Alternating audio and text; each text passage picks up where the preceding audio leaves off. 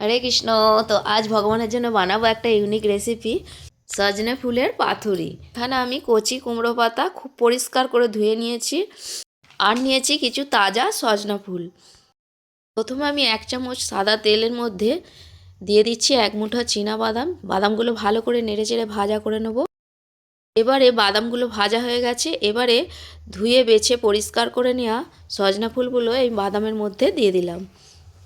সজনে ফুলগুলো অল্প একটু নাড়াচাড়া করার পর এইরকমভাবে কমে আসবে।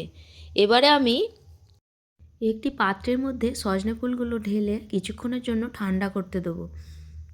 এখন ঠান্ডা হয়ে গেছে, এবারে একটা মিক্সার গ্রাইন্ডে এই বাদাম আর ফুলগুলো দিয়ে দেব। আর দিয়ে দেব 3 চামচ সর্ষে, কালো সর্ষে নিয়েছি এখানে। আর দেব কয়েকটি কাঁচা লঙ্কা, আর স্বাদ মতো লবণ, আর অল্প পরিমাণ, একদম অল্প পরিমাণ জল দিয়ে একটু শুকনো শুকনো করে মিক্সারে বেটে নিতে হবে। দেখুন আঁকচাটা ঠিক এমন হবে, খুব পাতলা হবে না। এখানে আমার 5 চামচ জল লেগেছে। এবারে একটি কুমড়ো পাতার মধ্যে এইভাবে করে 2 চামচ সজনা ফুলের বাটা দিয়ে এইভাবে করে মুড়ে নিয়ে ফের আবার 1 চামচ ওপরে দিয়ে বেশ ভালো করে যেরম ইচ্ছা মুড়ে নিতে পারেন।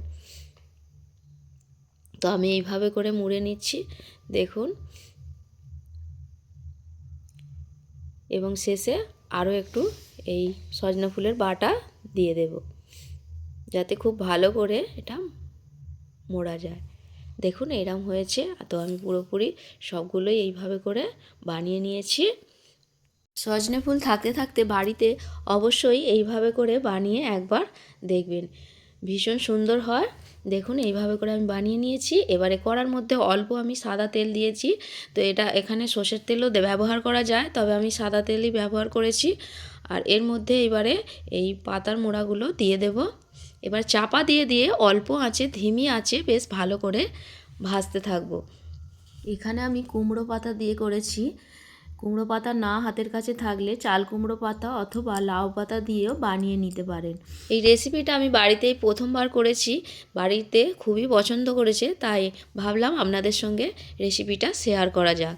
তো এখানে আমার কথা বলতে বলতে দেখুন এগুলো ভাজা রেডি হয়ে গেছে, কত সুন্দর হয়েছে। সজনে ফুলের এই রেসিপিটা কেমন লাগলো অবশ্যই কমেন্টে জানাবেন, এবং যদি রেসিপিটা ভালো লেগে থাকে একটা লাইক দিয়ে বন্ধুদের সাথে শেয়ার করে দেবেন।